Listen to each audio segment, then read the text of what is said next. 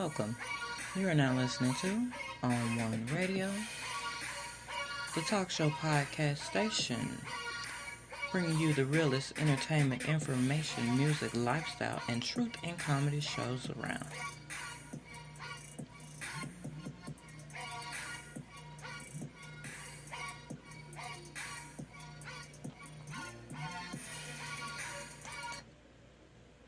I don't count likes, calories, or blessings. I don't dine with snakes or bite my tongue. It is what it is. I am what I am. I am your host, Toni Williams.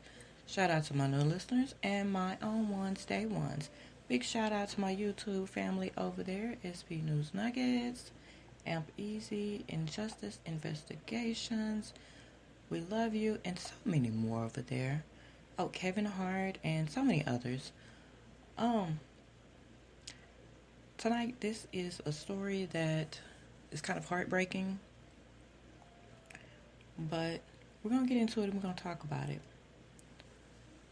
All information and resources are based on the opinions of the host unless otherwise noted. All information in this podcast is intended to motivate, encourage, and inspire positive change and a healthier lifestyle.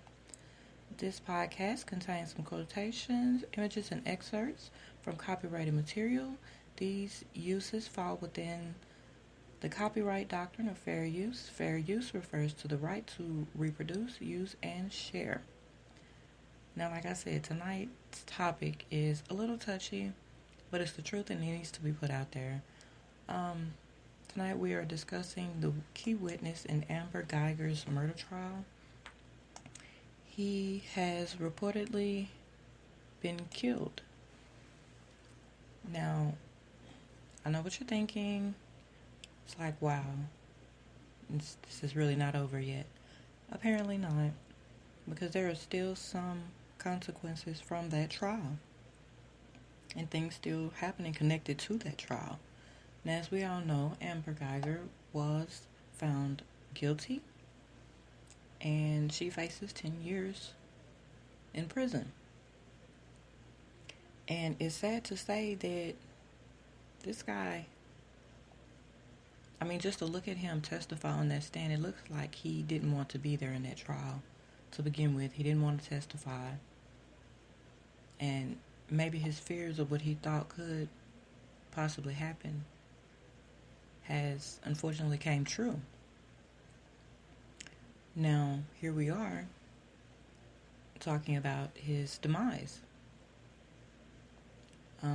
And there's a lot of question out there about it. Why, when, where, who.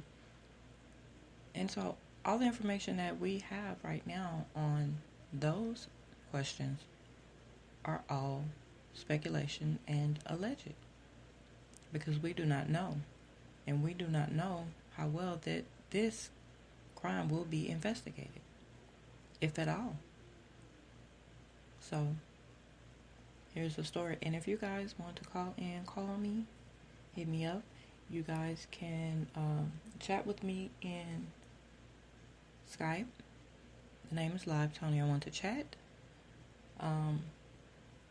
If your call can get through, then go for it. The number is 337-513-4478. We are having some slight technical difficulties with the phone system. So it's not a guarantee that you will be able to get through to me during this live broadcast. But I do not discourage you from trying. Now, as I was saying, this is a very sad case. And Joshua Brown, if you're not aware, he was a neighbor who testified in the murder trial of former Dallas police officer amber-guyger. He was fatally shot Friday night at a Dallas apartment complex, police said on Saturday. Civil rights attorneys S. Lee Merritt, who represented victim Botham Jean's family, tweeted Saturday that Joshua Brown's mother asked him to help find out who murdered her son. Without mentioning Brown by name, the Dallas Police Department said in a news release that a shooting victim had called the police about 10:37 p.m. Friday and later died at the hospital. Dallas police said the victim was found lying on the ground in the apartment parking lot with multiple gunshot wounds. Dallas Fire Rescue responded and transported the complainant to Parkland Memorial Hospital, where he died from his injuries, the department said. Witnesses told police a silver sedan sped away from the apartment complex after the shooting. No one has been arrested. Now, what I find is interesting is that Brown's slaying occurred less than 6 miles from the apartment complex where John was fatally shot by Guyger on September 6, 2018.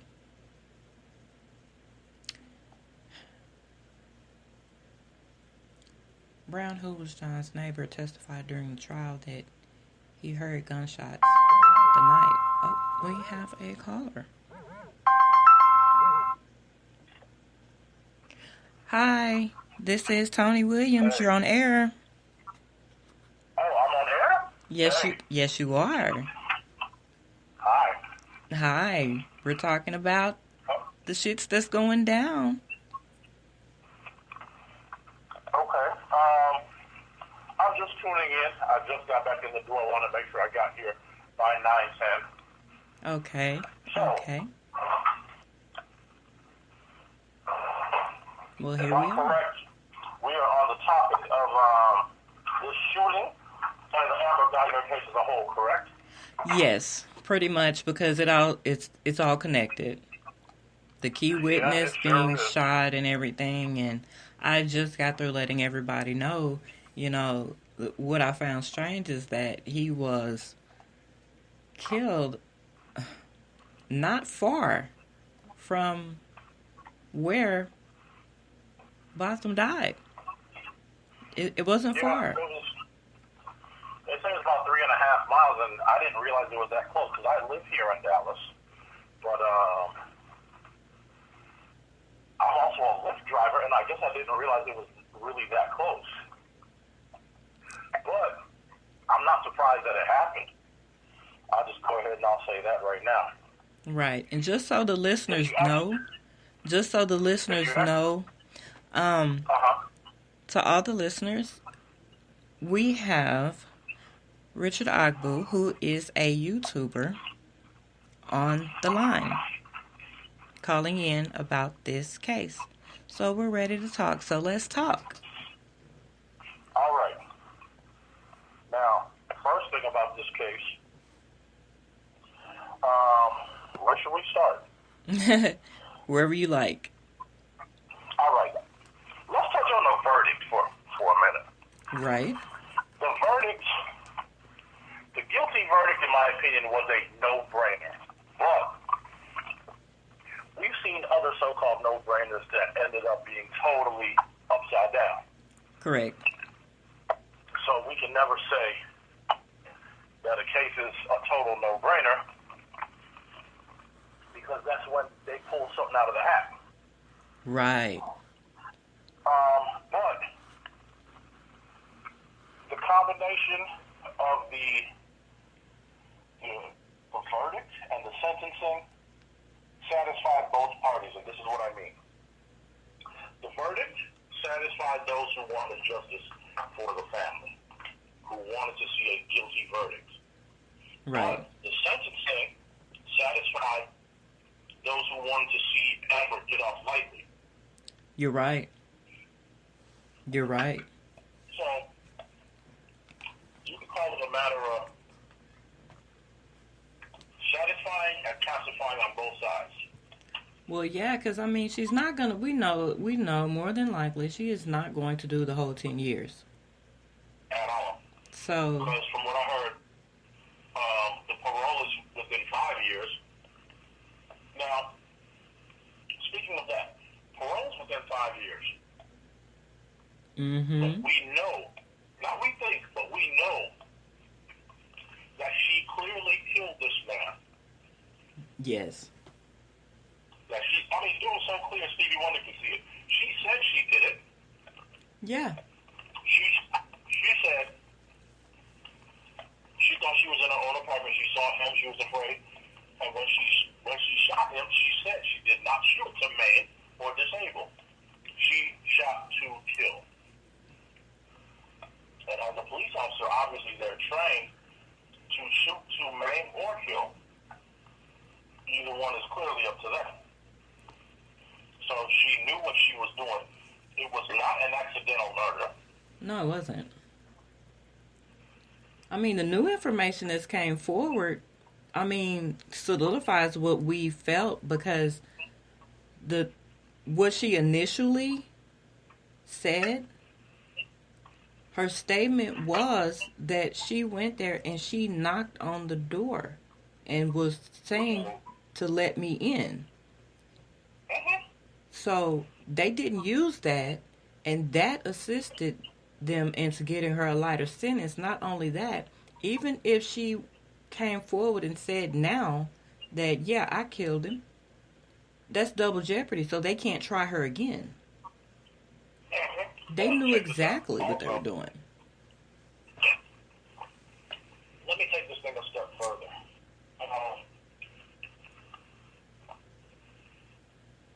For those who know, the Judge Tammy Kemp, and Police Chief Renee Hall, both black women, are sorority sisters, and Police Chief being the Police Chief of Dallas, Texas. Right. Conflict of interest. Conflict of interest. Right. And they just happen to be sorority sisters. And there's a picture of them doing their sorority sign together, hand joined by hand. Yes. So based on that, I see conflict of interest. Right. Moving a step further, the police department of Dallas, matter of fact, I can probably find a picture here to actually show which part of the Dallas PD backs this judge. Very interesting. It's an actual fact. What I'm saying is not conjecture in any way, shape, or form. I'm only speaking of facts. This case is so egregious in so many ways that you do not need to make up anything. No, I mean, it's a Lifetime movie right now. I mean... True. This is even worse than a Lifetime movie, to be totally honest. It is. Now, regarding this whole thing, so she's sentenced, right? Yeah. She's sentenced. I mean, she's first found guilty. The bailiff is stroking her hair. Right. Comforting. When have you ever seen a bailiff stroke the hair of a convicted murder suspect? You don't. Now a convicted felon. You don't. Exactly. Now, I'm bringing that up for a reason. Walk with me here. We walking. Then, a few days later, they convict her. The judge hugs her. When have you ever seen a judge hug a convicted murderer? You don't. Who was convicted and made a felon in her courtroom. Yeah, you don't. And that's a conflict. Not to mention,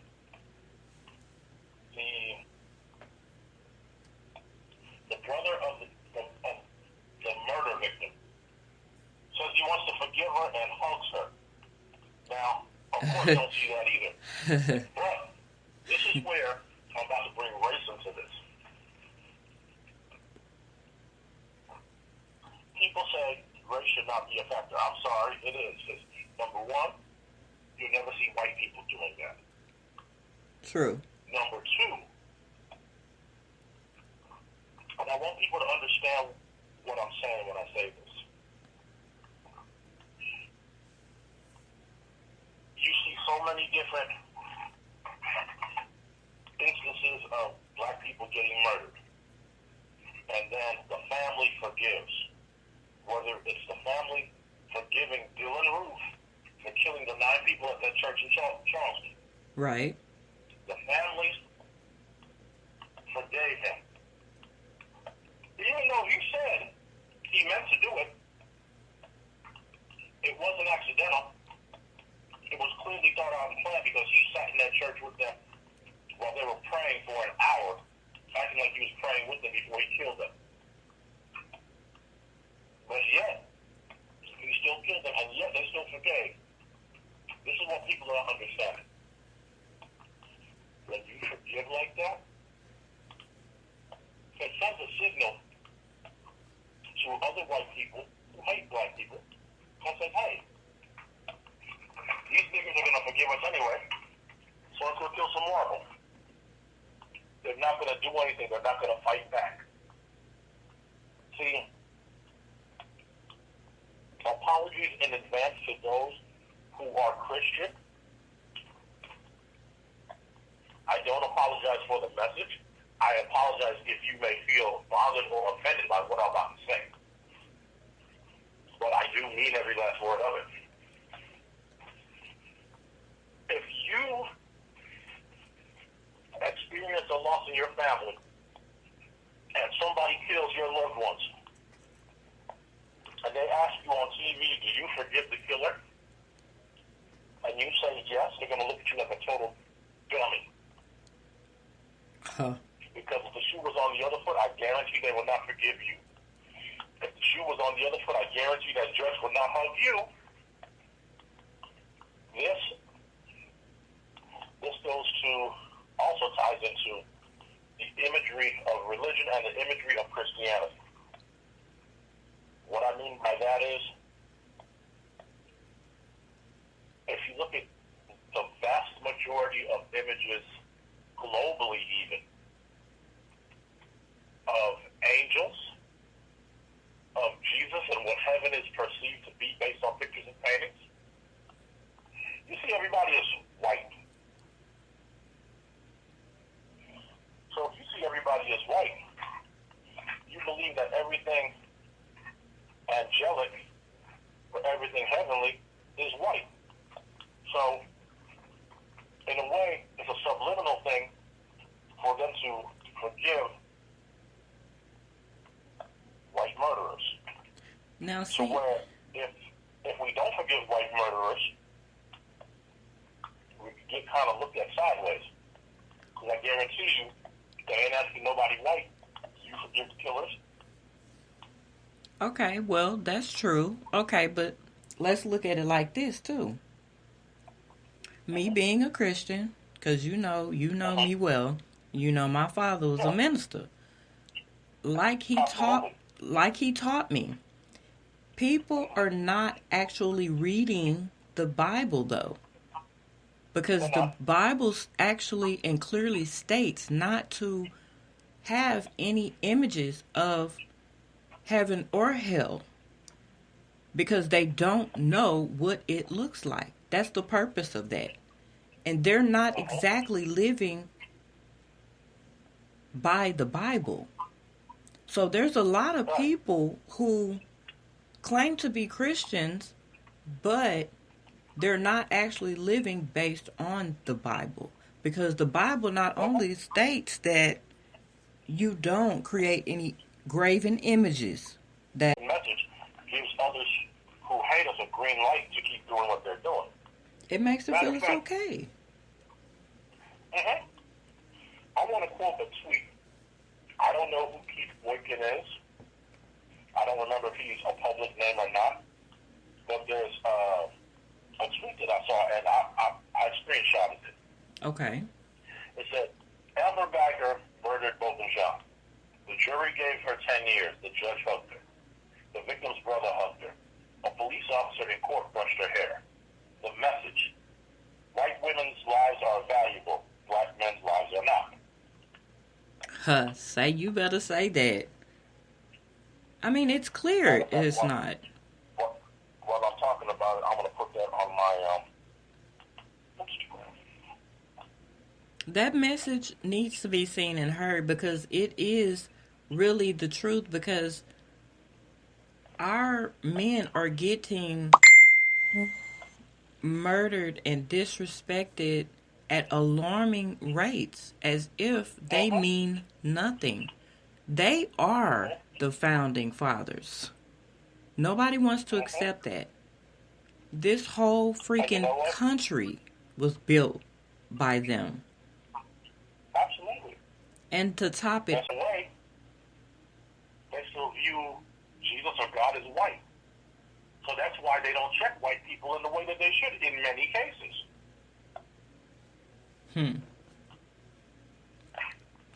Once again, I ask the question. If the person that they killed, if the person that killed both of y'all was black, would you have seen that much forgiveness? No. No question. Right. No If the question. person who killed both of y'all was black, would the judge have hung him or her? No, I don't believe so at all. If the person who killed both of y'all was black, would the bailiff have brushed her hair? Hell no. Hell no. I don't know. Shit, no. No. Exactly. No, it's all a no on that shit because it's not going that way. It's as if it's not. And I know for my listeners, you guys, we are not racist. We are only stating statistical facts. Right. So don't be misunderstood. One of my closest friends is white. We've been friends 20 years, and I've discussed this with him this afternoon, incidentally, Dave. Oh, wow. But it's people get so emotional that they miss the truth in all these facts. It's like they get distracted by emotion. Okay, screw the emotion. Think logically. Raw, real. What it is, not what you think it should be. Right. But for what it actually is, and for what it actually is we don't seem to matter. And the sad part is, it's not going to stop. I really don't think it's going to stop. It's not going to stop for the simple fact that, okay, people are like, well, no, it's like, it's all race. It's a race war. If y'all have not woken the fuck up and realized it, it hasn't just started.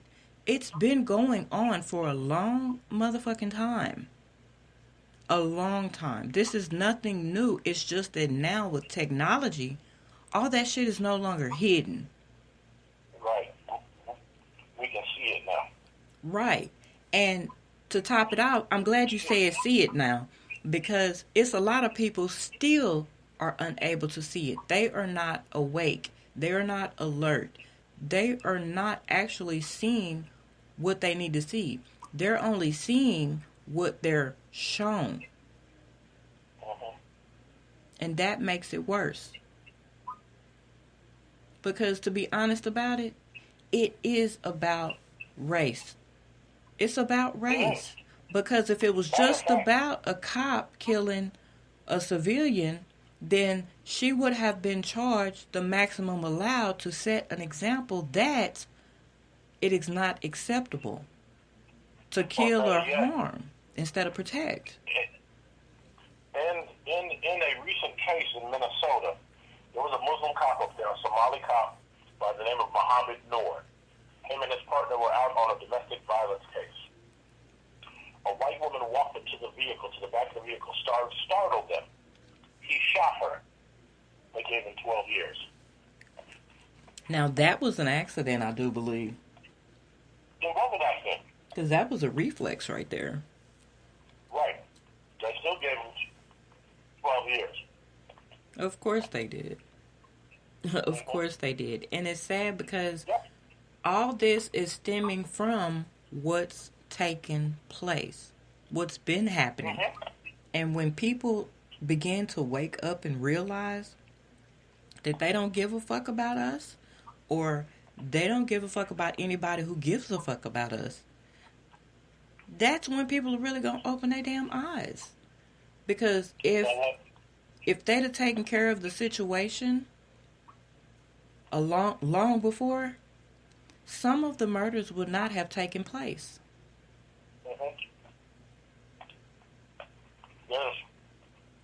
There's only one way to stop it. The only one way to stop it is to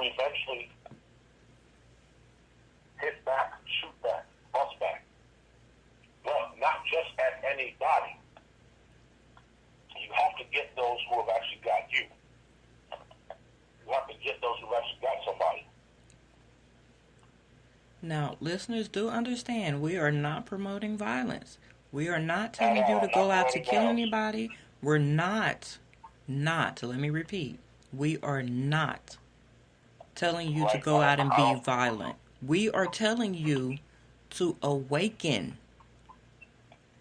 That's what we're telling you. And on top of that, you have to be vigilant and know. You have to be unified. They want us to be divided because divided we are weak. If we're at odds with each other, there is no way in hell we can support each other. Whether you're green, black, purple, or blue, if you stand for right, you won't fall for the wrong bullshit. You won't be able to be singled out to be targeted. You won't be viewed as weak and easily gotten in any type of way. And as long as we are divided, as long as let me go on and break it down. Can we break it down? All right. Let's break it down. So, let's look at it from A to Z real quick. I'm going to run through this. As long as shoes matter before lives matter, there's going to be a problem. As long as hair matters, there's going to be a problem. As long as having a big ass matters, there's going to be a problem. As long as your finances has to be better than the Joneses, lives are not going to matter. As long as people are continually aborting babies, lives are not going to matter. We are being conditioned and they're trying to numb us out to humanity. And it is not right by no means. And as long as you go with it, trying to be in the in crowd, the popular group, the what's hot, what's lit, what the fad is right now, you are not going to see the importance of how much lives do matter. Black lives do matter. Not even the company who came about the organization, not even the organization themselves who are named after that. Black Lives Matter, they don't even give a fuck about black lives. Especially not black men's lives. They put everybody else in front. Now, as long as something on their page said something about the destruction of the black family as they know it. Yes, because that's actually what they're promoting. If black lives actually mattered, we would be treated equally. And I'm going to break it down a little further. If black lives did not matter, then why is it a white man's sperm can go into a black woman and get her pregnant?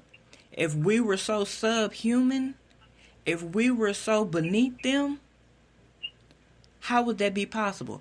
How could a white woman her body would naturally accept a black man's sperm if we are not equal?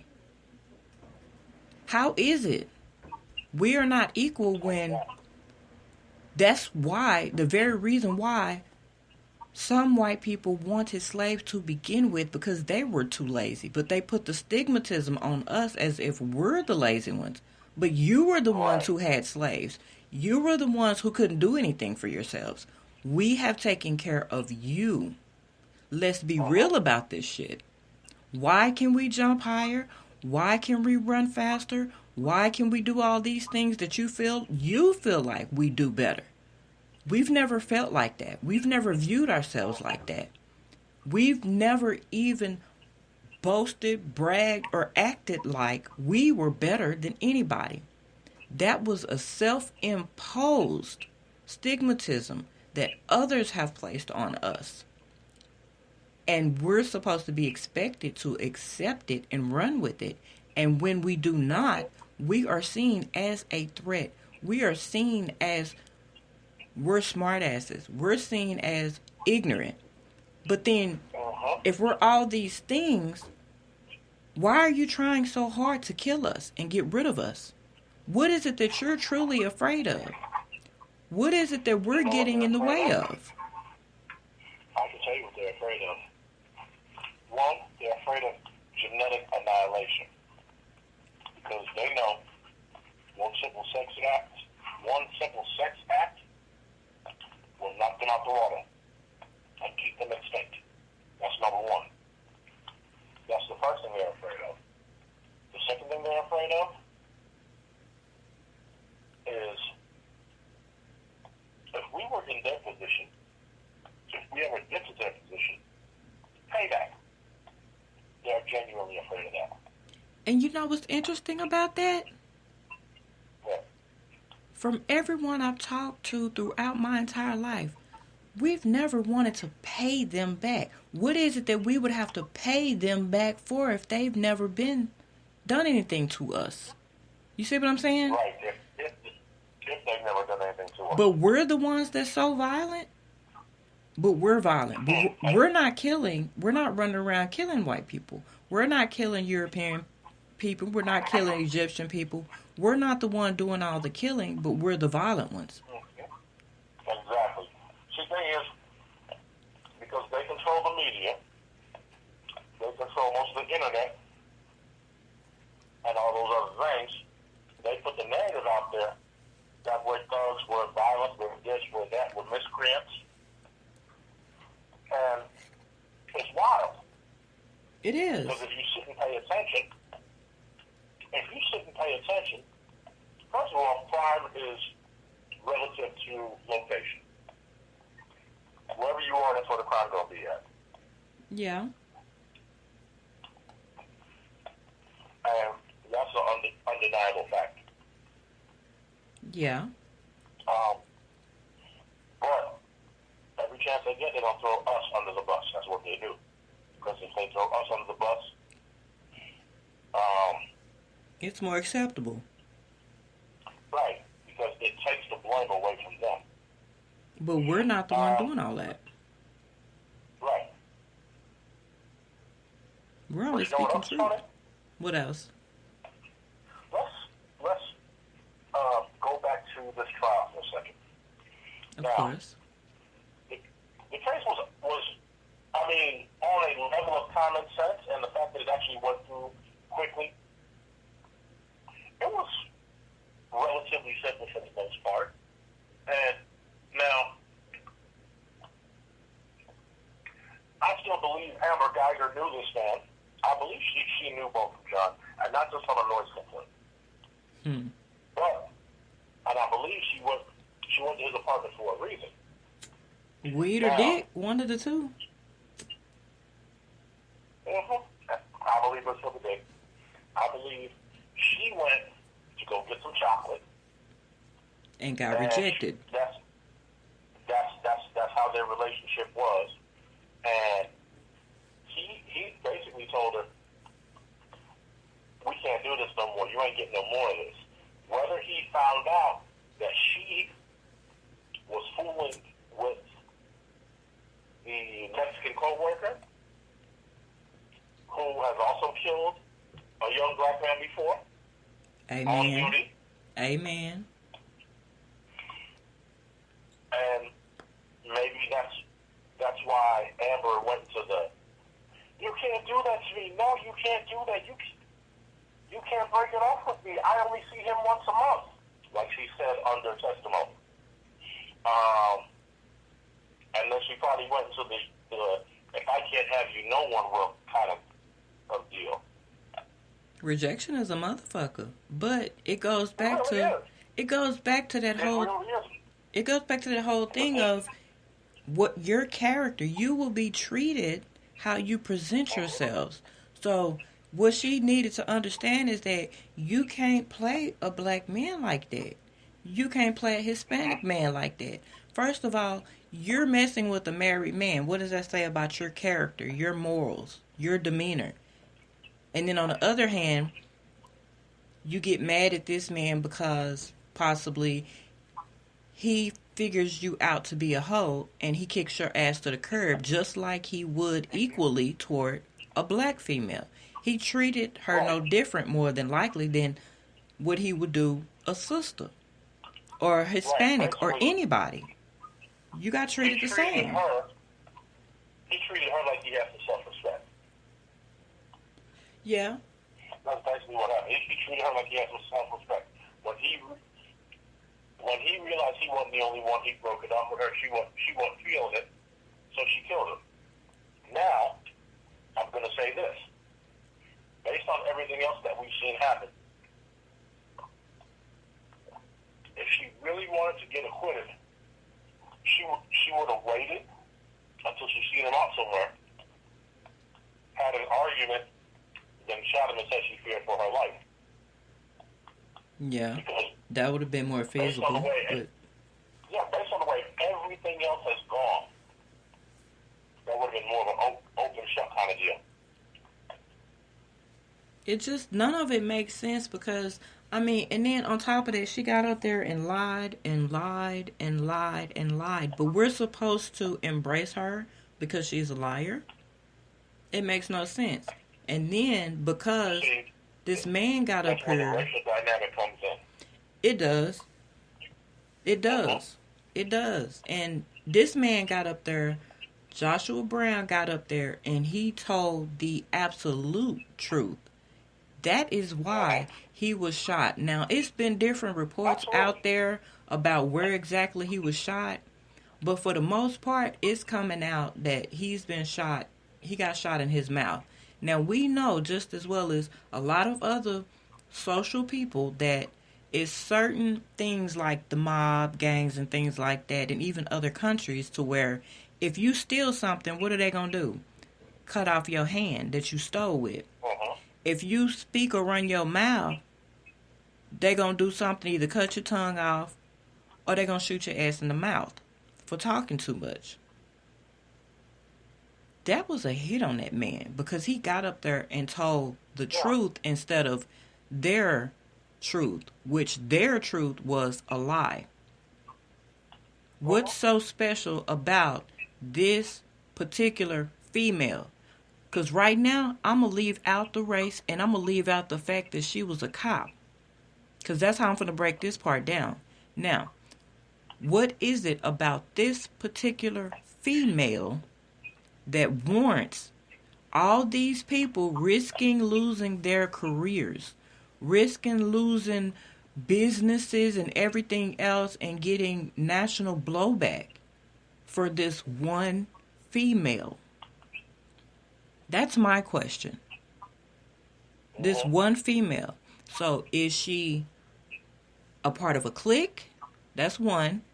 Two, is she fucking everybody? Everybody getting the amber-guyger pussy? Or is three?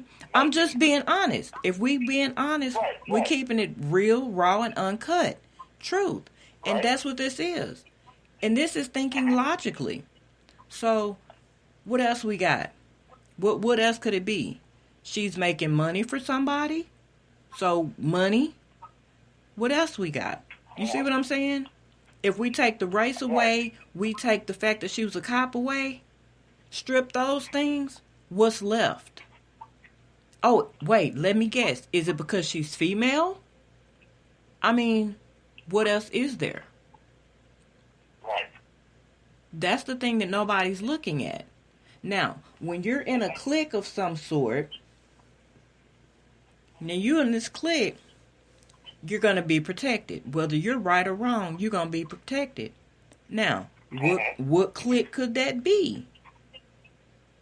That's the thing that nobody wants to do is sit there and pick that shit apart and think about it logically versus thinking about it in emotion, with emotion. No, I'm not going to be mad about it because being mad about it is going to keep me from being able to think clearly the situation through.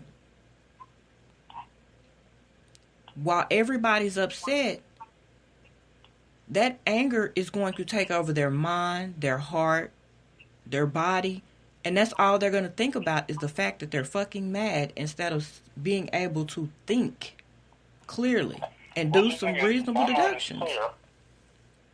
My mind is clear about the situation, and yeah, the whole thing was done definitely dirty. Yeah. Definitely. It is dirty. It's a lot of cover up. They scared the shit out of Bunny, so Bunny hauled ass. They done pretty much destroyed her career and shit. She had enough sense to bounce. Now, after he testified, he should have left that state and been done, because common sense says these motherfuckers is finna come after me. All the other witnesses, I don't know what they gonna do. Whether they're a target or not, we don't know. But if we look at the witnesses, it was 3 witnesses for Botham Jean. There was 3 witnesses. One is dead. One is missing. And we're not gonna even count Bunny, because Bunny shit had been scraped under the rug and covered up. So we're not even gonna include her, because she wasn't there. Her testimony was not even involved. So out of the 3, we've got 1 man and 2 women? But the man got killed. Yep. So either we're going to sit back and watch and wait and see what else is going to come from this. Now, if these women don't come up with the same fate, then we know something is up with this male and female shit. Just reasonable deduction. But it's some shit in the game. We know this. Right. What else you got, bro? Excuse me. Well, regarding this trial, I struggled with the forgiveness aspect of it. I did. Okay. I struggled with it, because I have too much of that warrior mindset. Right. Because the older I've gotten, the more I've embraced the African blood in me. Right. And I've rejected, quite a few things European-like, Christianity as an example. But I'm saying that to say, if I was to forgive somebody, and I think we may have touched on it earlier, that if we were to forgive, do it quietly. Do it in your own home. So that way you're not putting yourself out there, putting yourself on blast, and making an entire black community look like some damn fools. Right. That's the truth. I mean, the more I think of that, it's like, really? How could you? And within myself, I think of my loved ones. And if I was in the courtroom and I offered to give that person a hug, my mind went to 3 different places. Well, 4. Maybe 5. 1, I'm going to headbutt that person. 2, I'm going to pick that person up and suplex them and hopefully drop them on their head. Oh, my. 3, I'm going to trip that person, and somewhere in the process, I'm going to grab them by the skull, and as I trip them, I'm driving their skull into the ground. 4, I'm setting them up for something in the future where I may whisper in their ear, when you get out of here, your life is mine. 4 or 5 could be some kind of get something up their body for a potential voodoo attack. Yes. Yeah, I can see that. See, my thing with that is, I would not want to touch her for the simple fact that I don't want any of her negative energy on my body. Whatever curses she have on her, I don't want them. I don't want the devil's spirit on me. You have to be careful who you touch.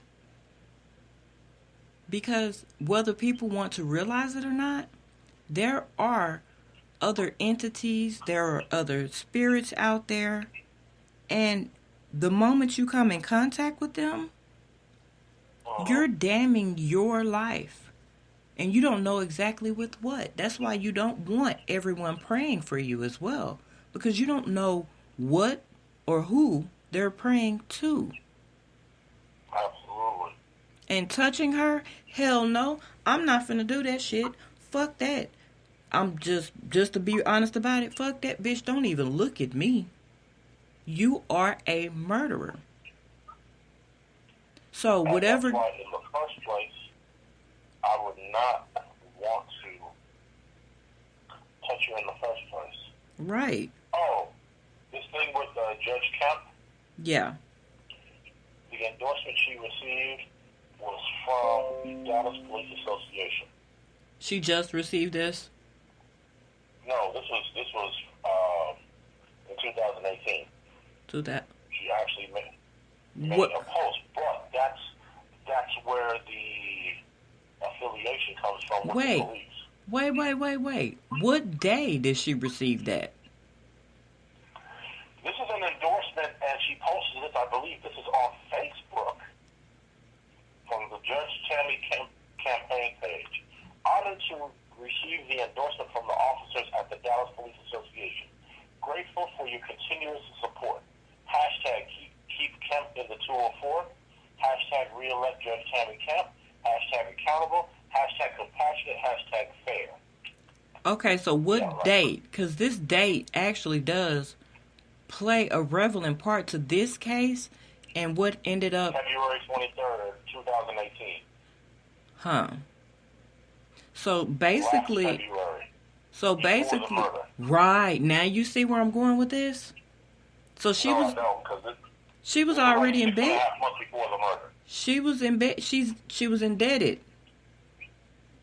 Yeah. You scratch my back, I scratch yours. That bullshit. Gotcha. We've already promoted you to be reelected and everything. You owe us type of shit. That's why I said the date on it matters. Because by it being before the murder, that would be looked at, if we're looking at it from the mindset of a gang or a fucked up affiliation. Let's take, for example, politics. Isn't that how they do that shit? I contributed to your campaign. You owe us this. Yes. That's why I'm saying that, because that's why I said it matters. You see where I'm going with this? It matters. She was already in bed, indebted with these folks. We upheld you. We scratched your back. Now it's time for you to scratch mine. Okay. I did this favor for you. Let's go Mafia. I did this favor for you. So what is it on this day, the day of my daughter's wedding, you want? Type shit. Right. But that's what I mean about thinking clearly about this shit. And that's what's important about people being able to not go off of other people's information, but off your own research. That's why you have to dig. That's part of why the education is so important. And that's another reason why they didn't want us to learn how to read and write and nothing else, because then we would have learned, our ancestors would have learned a long time ago that none of these laws and shit was even fucking for us. They were against us. And speaking of Joshua Brown, yes, the man who was murdered on Friday, there's another thing here, another article, as I'm doing more research as we speak, says slain witness Joshua Brown was expected to testify in lawsuit against Dallas police. Oh, wow. And this is dated today at 10:04 a.m. See, the pieces of the puzzles are there. Stand in a civil lawsuit against the police department. Well, if he's dead, he can't speak. The same with Botham Jean. Precisely. Dead man tell no tales. My point exactly. See, here's the thing in this. And I may have to actually try to find it. Lee Merritt, who was one of the attorneys for the Jean family, there was a comment which he made. It was a tweet, and he was saying something about it. I believe he was on CNN with the mother, but something in there alluded to the fact that there was going to be a civil trial afterwards, where of course that they would sue and the family gets money. Of course, when the family gets money, the lawyer gets money. Right. Automatically. And Tariq Nasheed called him out like, really, bro, that's what you're doing? Instead of going after justice for this person, you're going after the money. Well, you know what? You know what I'm going to say? I'm not defending dude or anything. Nobody misunderstand that. But if you look at it, what is the worst way to kill a racist without physically killing them? Like getting money out of them? Taking. Because that's what they're going to look at it as. You're taking my money. If you take their money, that breaks their ass back down to reality. I agree, but disagree. Of course. I agree because, yeah, that does make sense. But I disagree because the Dallas Police Department is so big. And when it comes to bigger organizations, and I believe in government as a bigger organization, and the police department being a part of said government, my honest belief is that while you can say, yeah, taking that money will actually knock them down a peg or two, because a lot of what's going on is electronic. You can electronically change up a few numbers and replace that money with the snap of a finger. Also, on the other hand, they can still be salty about that because you can actually Google and look up people who are supposed to receive settlements from police departments who never get them. Right, because they died before it actually happened. Yeah. They killed that time. They stretch it out and all of that shit and tie it up in litigation for years. Of course. Exactly. Tied up in litigation for years upon years upon years. And then Okay, so I think I may have found what you were talking about. Let me see here.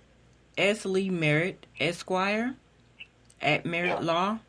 Let's see, it reads, I just spoke with Joshua Brown's mother. She is devastated. We all are. Joshua Brown was key witness in the murder of Botham Jean and that helped put amber-guyger away. We need answers. Okay, so now, let's see. You have to go back at least 5 days to actually find exactly what I'm speaking of. And let's see, this was a little bit more for it at that time.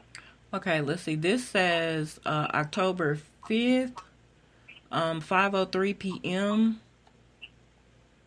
And let's see, they have this so freaking small. They really don't want you to see this shit. They put it so fucking small. Just being honest. Okay, I see his statement. Okay, so now let me go into this and see exactly what the comments are. Now, who was it that called him out on his bullshit? Tariq Nasheed. Okay. Tariq Nasheed. Okay. That shouldn't be too hard to locate. Okay. Again. No, I don't want to like that bullshit. I mean, I like the fact that somebody's standing up, but we don't exactly know exactly what his motives are at the moment. We don't know whose motives. S. Lee. Yeah. Yeah, because like you were saying, what exactly is he in it for? Because so many, I mean, we saw it with that Malia Davis case. We saw how that lawyer did. He jumped damn ship. And ended up being the lawyer for the guy who was locked up. So I mean, it's and his information he put out there wasn't exact. It come to find out his information was wrong on some shit. So it can sometimes these lawyers get on here for the fame.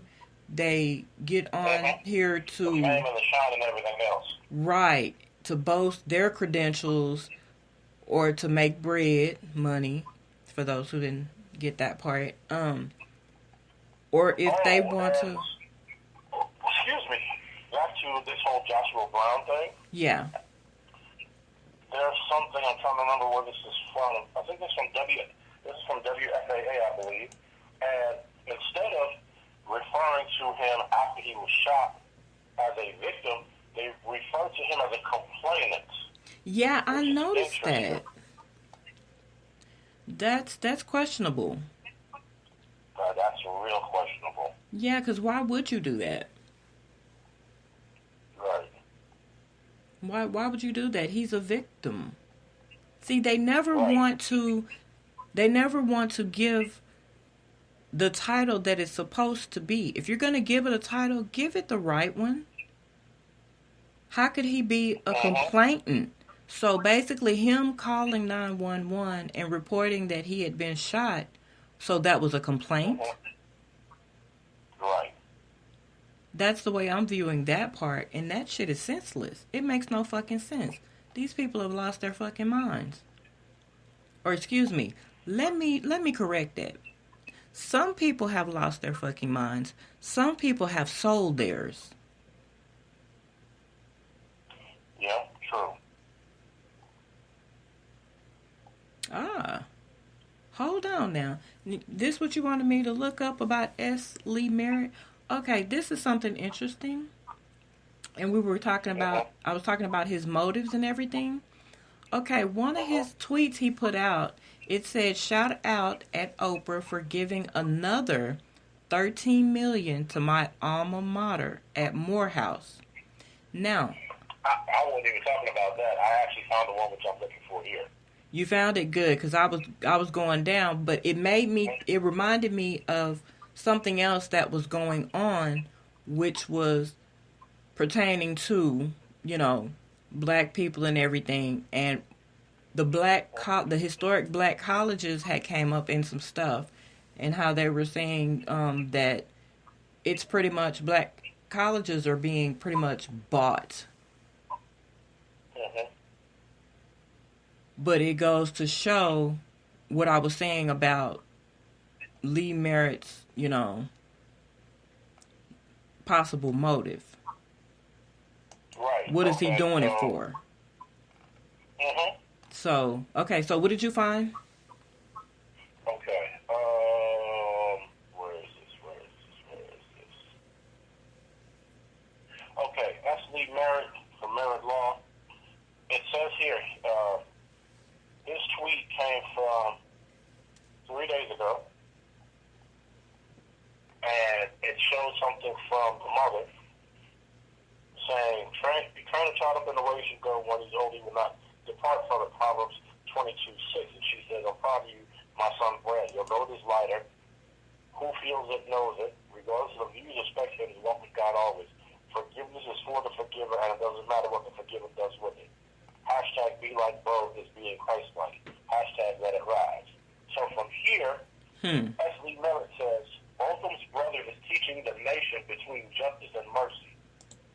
The justice system should have given Amber-Guyger more time. This is what her actions deserved. So, the response by Tariq says, brother, this ain't it. You are all deliberately throwing these cases when you push your clients to go to court and in the media with all that forgiveness talk, seemingly as part of a settlement deal. Jurors in this case even said this caused them to be lenient.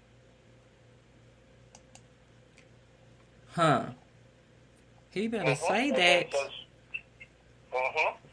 And then Mr. Merritt responds again, says there are a few presumptions here that you will have to accept this wrong. One, pushing clients. This statement came as a surprise to everyone. 2, the jury had already returned 10 years when Brandt made the statement. And then he says here, the jurors lied. Not all of the family is at the point of forgiveness yet. Listen to what his mother had to say. Everyone's testimony is recorded. No one expressed forgiveness. Brandt did not participate in any portion of the litigation. Then, Mr. Nasheed says, before the 10-year sentence was announced, both his family was instructed to get on the stand and talk on and on about Jesus, church, and Christianity. When I saw this, I wondered, why are the family's lawyers instructed them to do this? This sets a leniency message. It does. And if not only, oh God.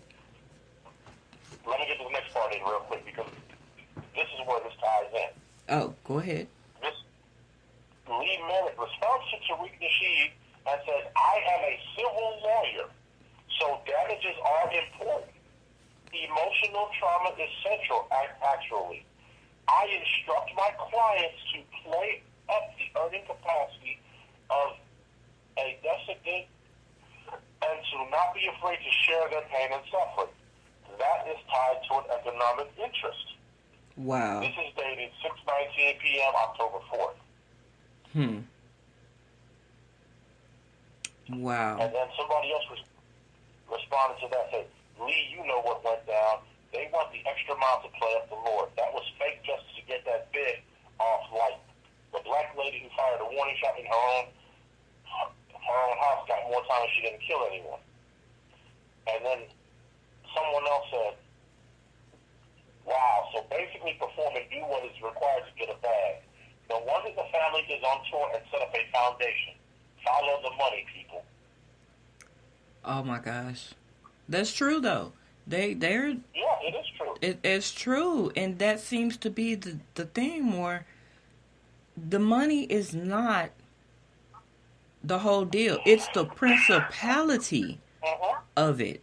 That is what's most important. And sis, here's another comment. Okay. And I remember watching this video earlier. This one came from 2 days ago. It said, Mr. Merritt, even if our scintilla of the securing the bag at all costs talk is true, Brandt needs to be on suicide watch because the young man on the video, nonverbals, is screaming, help me, I can't breathe, which isn't heard over the sound of the jingling coins. Huh. Because I'm looking at the video from ABC News. Okay. Brandt has on a shirt that says #BeLikeBro. The lawyer sitting there talking to him, and mind you, this is an 18-year-old kid. Yeah. And he's clearly bothered about something. You know what I mean? Well, it's almost like, okay, oh my gosh. Somebody also asked him, somebody said, did you instruct Brandt to say he wished Guyger didn't have to go to prison? Of course, he didn't answer that. That's a great question. Yeah. I'd love to talk to S. Lee Merritt and ask him that question myself. Right. S. Lee Merritt, Esquire. If any of the listeners are connected to him, know how to get in touch with him, tell him to contact me. He's actually here in Dallas. He's a DFW lawyer. Okay. I would have been able to get in contact with him through Facebook, but I'm in Facebook jail until I think November the 2nd. Yeah, you told me about that. That's crazy. Yeah, I posted something regarding this case, and they said that what I posted violated their standards on sexual activity and nudity, and I had them review it. They reviewed it, and they took it off, but when they took it off, they didn't put back my functionalities. In other words, they put you on hush mode. They muted you, basically. Nobody wants the truth to be heard. What does that say about the society that we live in? Well, you already know, if you don't have the complexion for the protection, the society that we live in doesn't give a damn about us. That's true. while we're doing research here, because I've done a little more digging, and he posted something. S. Lee Merritt. He posted something 5 hours ago. He's so-called cleaning up his, I guess, a statement that he made, and it says, "I want to be clear about something. I am not saying that the law enforcement played a role in the murder of Joshua Brown. I am saying that the possibility of law enforcement involvement cannot be ruled out at this point." Wow. Yeah, I had to do it. What he's trying to do there, he's trying to save his own skin to make sure he's not next. Damage control. Like the Murray. Like, that's pure D motherfucking damage control. Matter of fact, Tariq Nasheed made another post three days ago that said they're taking this Sambo circus on the road, and the next stop is the Dr. Phil show today. Oh, man. The immigrant family of both genre lawyers are putting targets on the back of every black American with this forgiveness tour.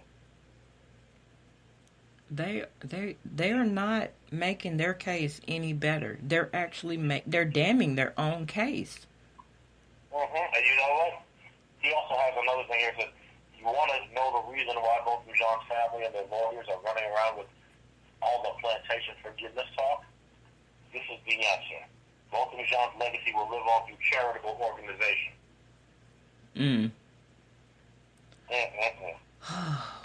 My goodness. My goodness. The world is going to hell in a handbasket. Like, seriously. Yeah. Well, see, not only is it going to hell in a handbasket,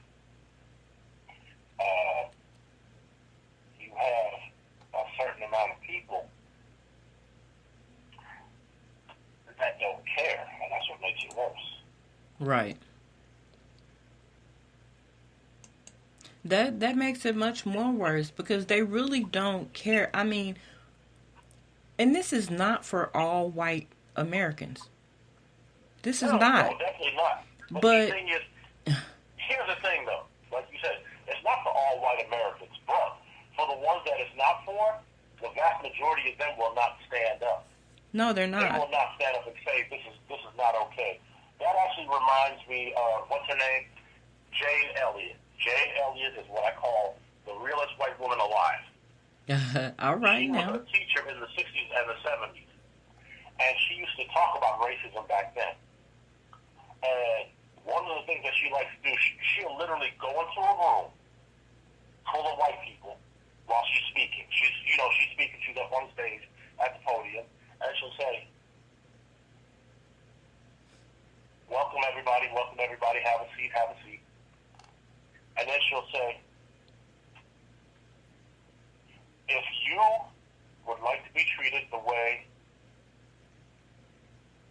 our black people of this country are treated, please stand up. And of course nobody stands up. Then she'll say, I guess you guys didn't hear me. I said, if you would be happy to be treated the way our black citizens are treated, please stand up. And then, of course, nobody stands up again.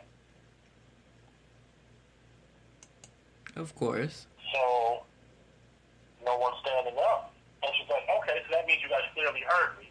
That means that you are aware of the fact that there's a race problem in this country. Exactly.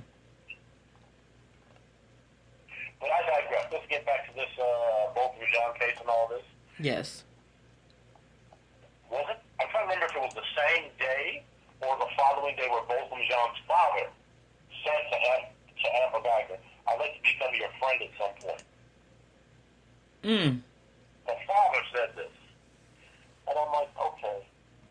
Black, once again, symbolism. Yes. Black men bowing down to a white woman. Yes. Looking like trash in the process. Yes.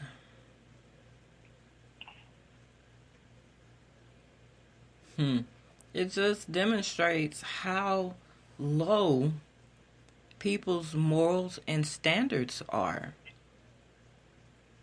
It also shows how much they truly are knowledgeable about. It shows that they are disconnected from their roots. They really are. Because there is no way that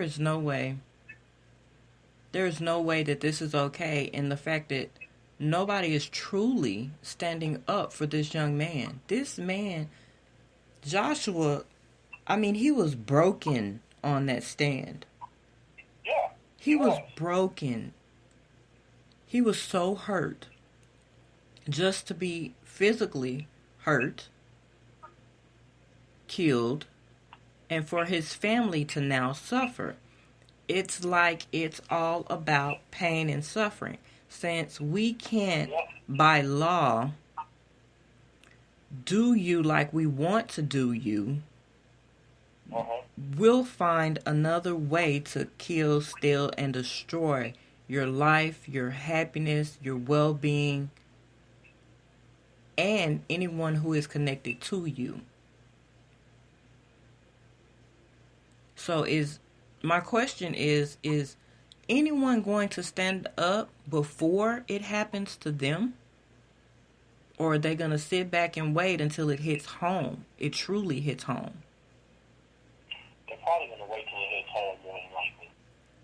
Because I'll be honest, if something happens to me, I do not want anyone getting up there publicly with that forgiveness shit. I do not want them doing any promotional anything, trying to raise money, fundraisers. I don't want no GoFundMe. I would not want that. And so if somebody were to do it, it would be because they're doing it for themselves. I would not want T-shirts made, posters made. I would not want that. Right. I wouldn't want any of that. You know what?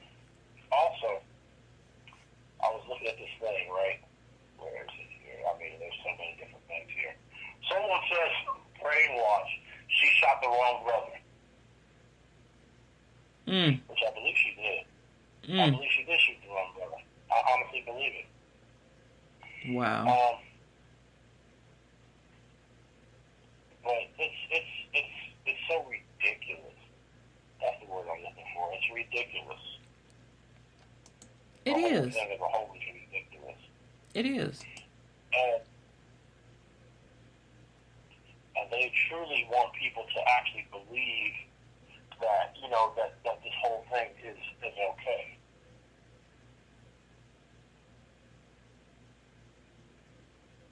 Now think about this. I saw this, and it said, in the U.S., a white cop can murder an unarmed black man in his home and then blame the dead man for her fear of him. And it said, this is the result of a societal shaping propaganda tactic known as manufactured consent to mistreat. Because she's come up with the concept that because she, quote unquote, is fearing for her life, that it's okay for her to mistreat this man, even though she's in his house. Correct. Exactly. Exactly. Which is absolutely insane. It is. It is absolutely insane. And I am, you know what else I'm tired of too? I am really, really tired of everyone throwing the Bible basically under the bus. Because half these people are not even reading the Bible. They're going into these churches, and I'm not by any means knocking Christians, because I am one. I will be one till my dying day. But I am one of the ones who actually have read the Bible. Not sit there. Yeah, and then they go into these churches and they sit there and listen and They go there for the concert, and I call it the concert for a reason. Because they go in there, it's almost the same thing as going to a club for the music. That good feeling, that good hype feeling you get from listening to uplifting music. It makes you want to move. It makes you want to groove, and it makes you more comfortable. It makes you more susceptible to false witnesses. Now, you got a lot of these pimp preachers, because I'm going to call it like it is, pimp preachers, who are up there preaching prosperity. We know what that means, money. Money ain't got nothing to do with the Bible. Money has nothing to do with salvation. This is true. Now, as well as being in the Bible, Jesus walked up to a temple who were selling things, and he knocked over the entire table. What is that a demonstration of? That's a demonstration of letting them know that what they have should not be sold. Exactly. So therefore, all this pimps preaching about prosperity should not be. And they're also teaching about just straight up forgiving publicly, which, like we said before, is enabling. Now, going a little bit further into that, since everybody wants to throw Christianity in there. Now, the Bible also talks about the 2 witnesses killed. This is coming out of Revelations 11, chapter 7 through 14. Now, it discusses John's vision of the 2 witnesses. And the witnesses die. And it says, beasts will make war in coming vision, John is told. A beast will come up out of the abyss to make war. What's happening right now?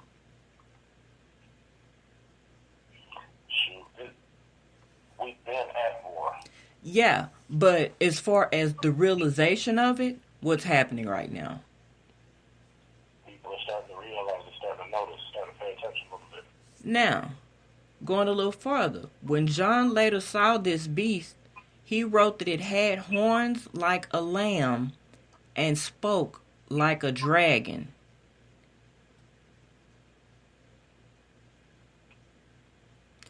Had horns like a lamb and spoke like a dragon. Now, the beast represents false priesthood and false doctrine, and is identified as the false prophet. He opposes the priesthood and testimony of Christ. When this beast makes war, he kills the 2 witnesses. This signifies that while Satan cannot stop the gospel being preached, he can spread false religion and for a short time of tribulation overcome the word of God. That's pretty much what's going on right about now. And we know, if we're actually reading the Bible, we know that he already said, people will say and do anything in my name, but it doesn't make it true. And right now, in our country, our whole entire country is pretty much like Sodom, Gomorrah, and Egypt. Yeah. Places where perversion and false religion are. Oh, that can go into a whole other topic, a whole other broadcast. Yeah, but the thing is, it's all tied together. Because people want to throw race in there. We discussed the racist part of it. We done broke that down. Everybody wants to throw Christianity in there. So I went on and broke that down. We done already discussed taking away her being a cop and her being white. So if we're going to break it all down, you got to go ahead and cross all them barriers that are actually connected to fully break it down. So that it covers everybody. It covers everybody and everything. Because if you give the truth, you can't just give parts of it. You have to go ahead and give it all in its entirety.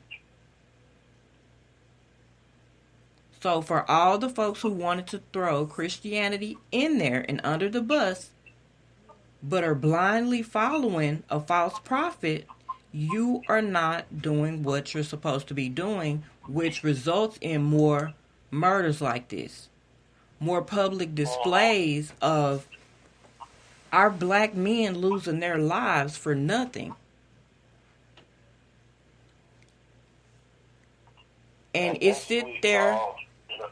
It all boils down to still one particular thing. Yeah.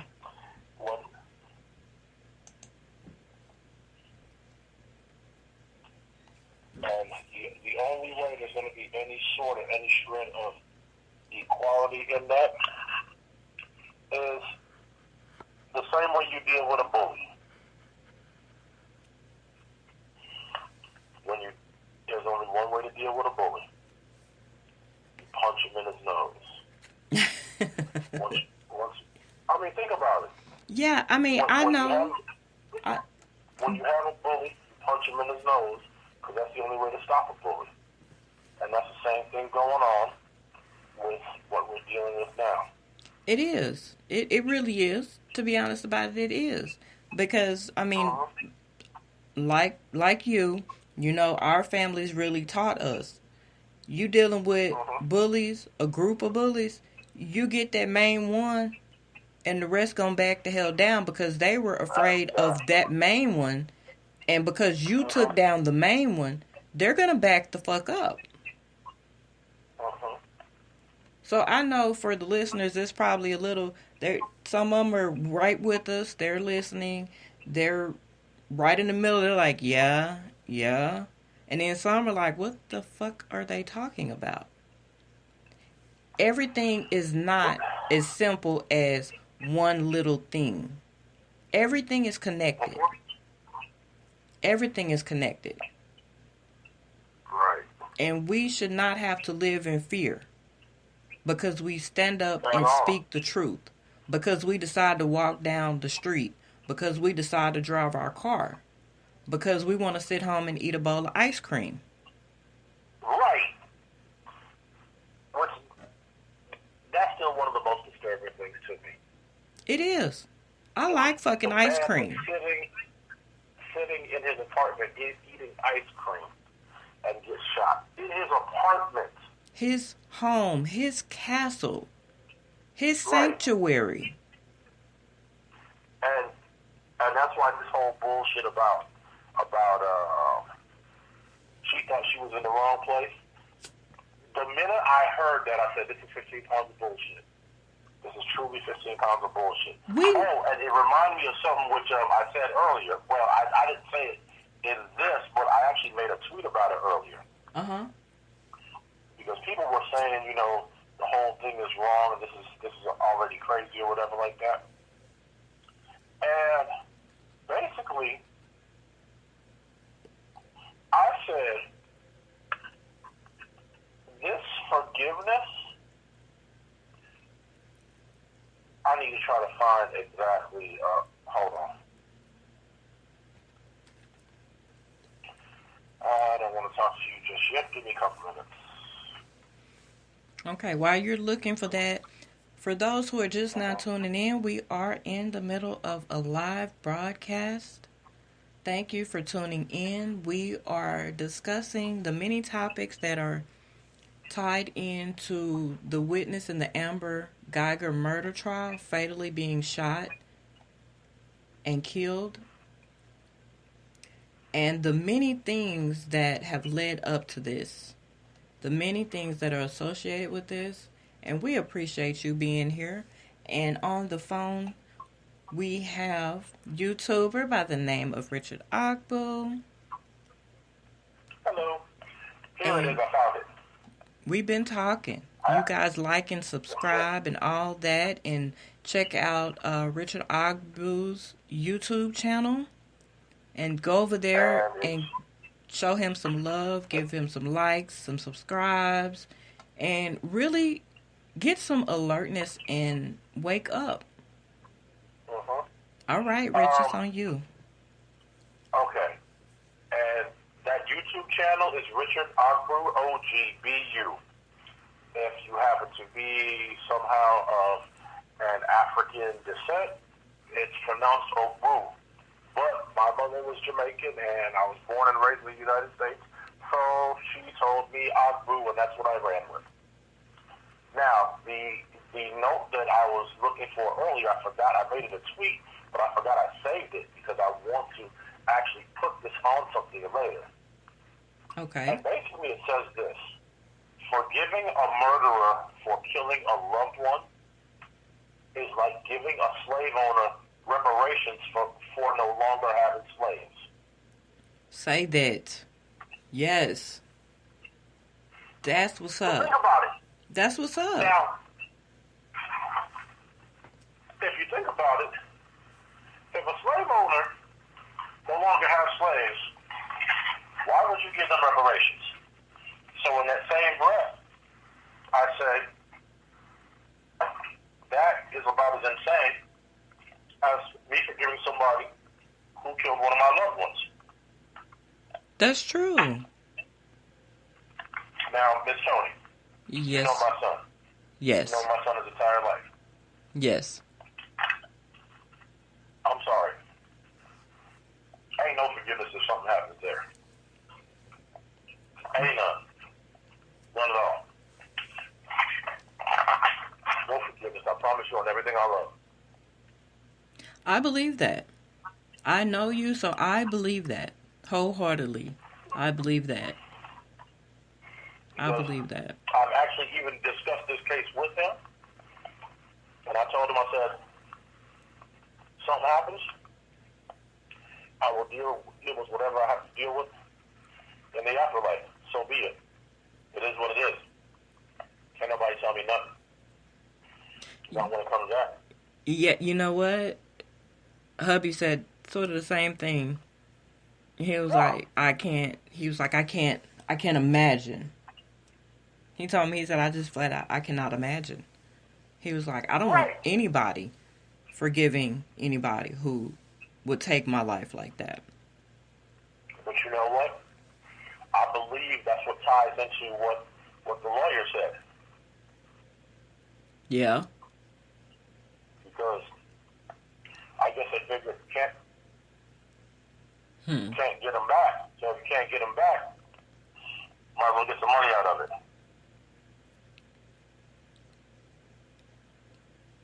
It's almost like we know the justice system is not tailored to protect us, to serve us. At all. And to be honest about it, there's a lot of people who are not of our descent who it does not protect or serve.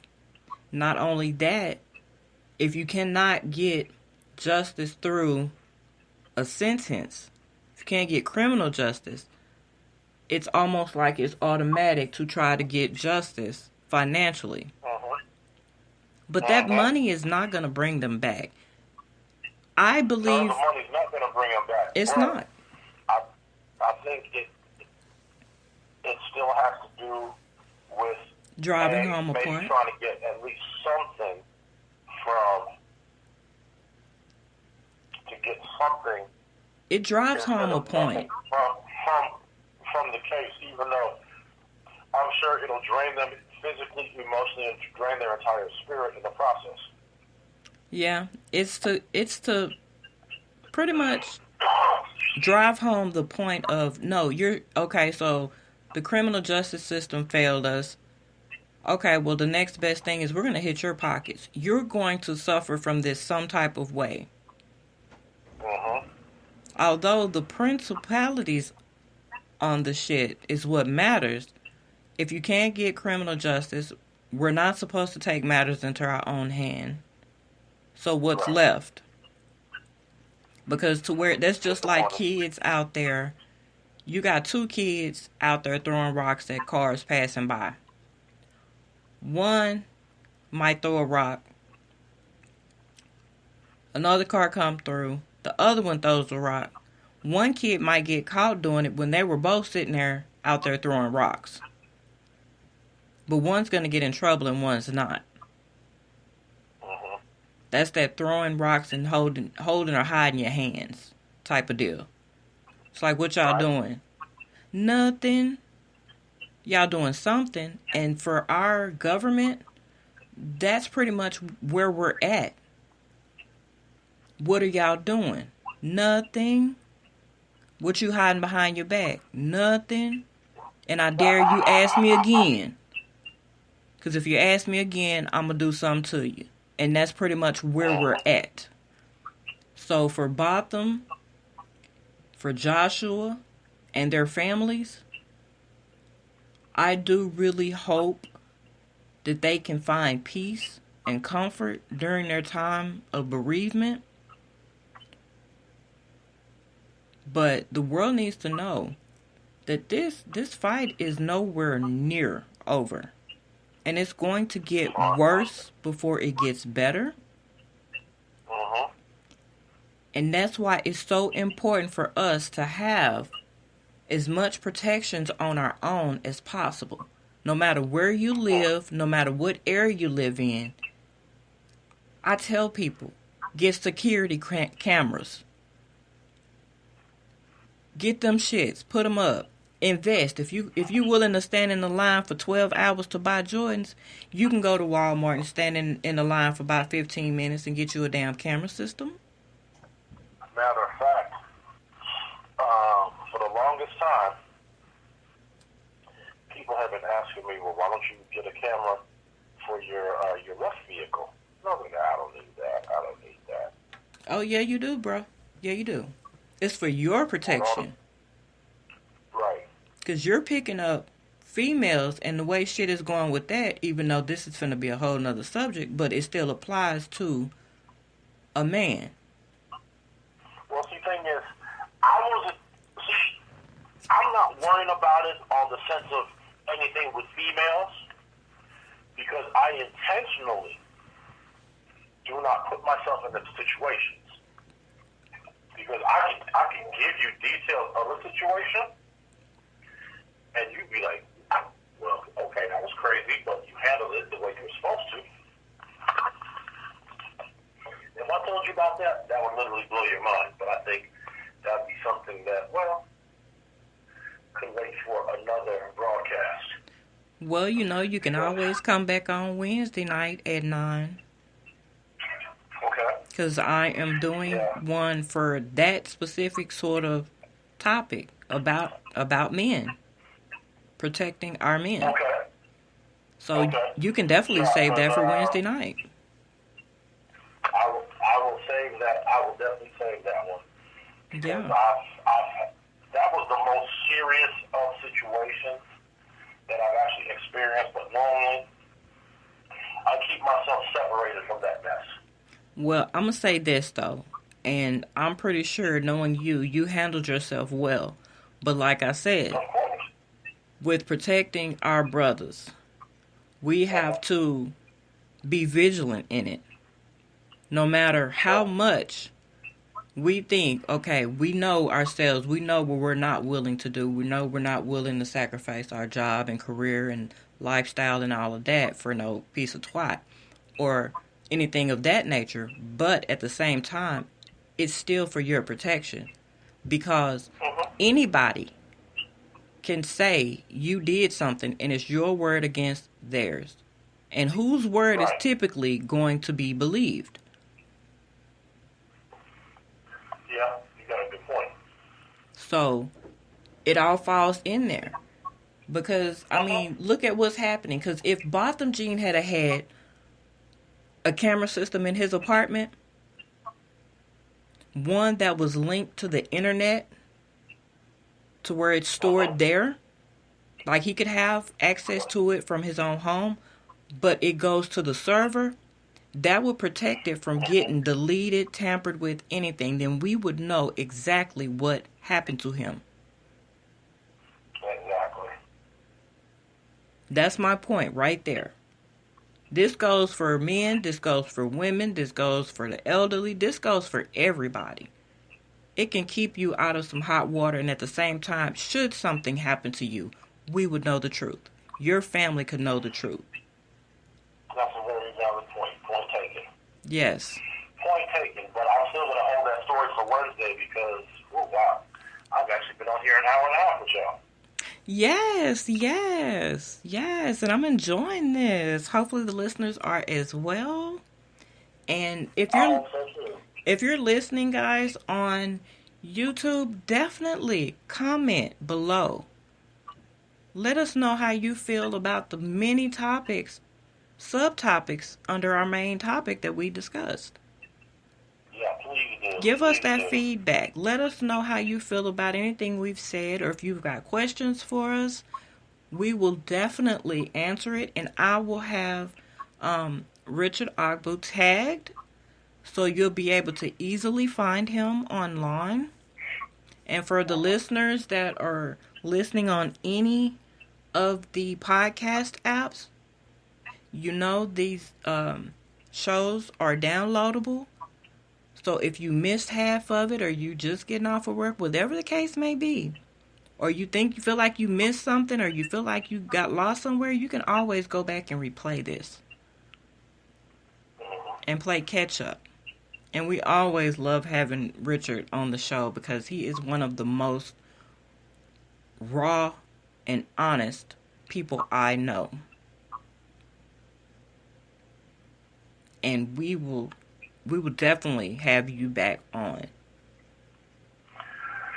I'm always happy to be back on. Always. Yes. Well, We be talking about some shit. Your show appreciates my realness. Yes.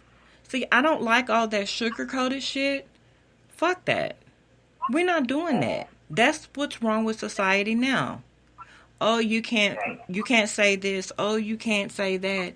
Oh, you're not supposed to do this. Why would you look at that like that? That's not right. This is not right. No, fuck all that. Instead of worrying about, it's like going to dinner. You don't go to dinner just to go simply for the dessert. When you're hungry, you're not worried about dessert. You want the meat, the potatoes, the carrots, the green beans. You want it all. And then if you got room at the end, that's when you get your dessert.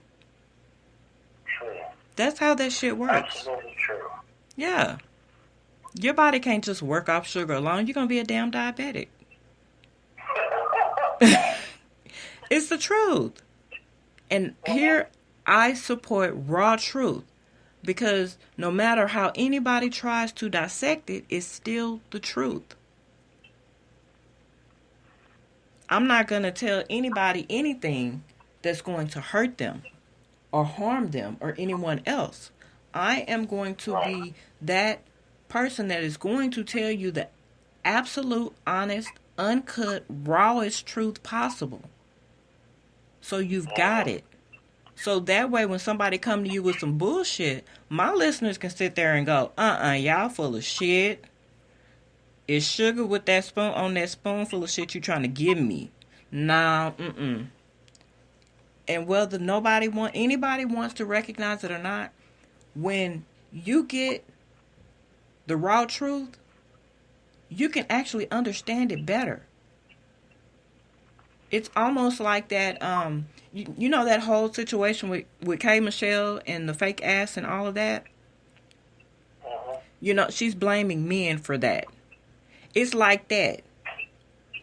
Truth is like that. I know it's a whole nother show, but speaking on the aspect of raw truth, see, the raw truth, and that is, no, bitch, you cannot, and you not finna sit here and blame men because you decided to get a big fake ass. That's you trying to give some information with a whole ounce of damn sugar covering what you trying to give somebody so they can swallow that shit and accept it easily.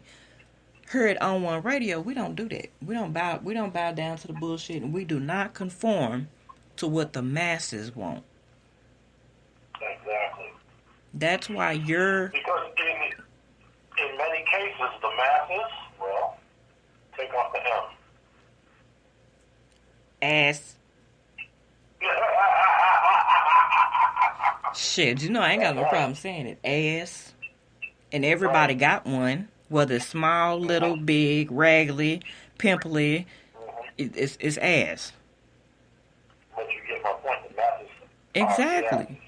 Yeah, a bunch of asses. The simple things in life is what matters the most. So if the simple things matter the most, why not your information be simple?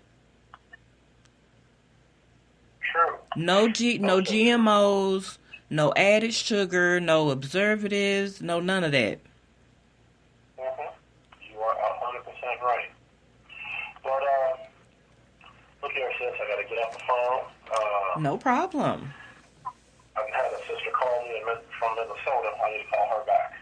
Okay, give her my love, and I hope you have a wonderful night, and thank you so much for coming on, as usual. Oh, you're welcome. Yes, indeed, of course. All right, now, you take care. All right, you too. All right, bye-bye. Bye. All right, ladies and gentlemen, there you have it. Now, all in all, what have we learned tonight? Don't take no wood nickels. Your information shouldn't be sugar-coated. And bottom line, with this situation is we're going to stay on top of what's going to go down with this. If it's going to be investigated, when it's going to be investigated, and if anybody is found who took this man's life for standing up and speaking the truth. Because the truth matters, as well as Black Lives Matter, as well as all other lives do matter. And I will definitely keep you guys updated. And if you have any questions for me, definitely get in contact with me. And I will be glad to speak to you. If you want to come on the show, you can let me know that as well. Definitely like, subscribe on all the social media sites at Tumblr, Facebook, Snapchat, WordPress, Twitter, Instagram, YouTube, Live Me. And if you're over on YouTube, like, share, subscribe for raw, uncut truth that is on One Radio. And definitely hit that notification bell while you over there so you can stay up to date on all my new content. I appreciate you being here. You could have been anywhere else, but you decided to be here. And I thank you for that. And I will definitely keep you guys updated on the story. So y'all have a wonderful, wonderful night. Until next time, you have been listening to On One Radio, the talk show podcast station, bringing you the realest information, entertainment, music, lifestyle, and truth and comedy shows around. I have been your host with Let's Talk. My name is Toni Williams, and I will see you next time. Peace.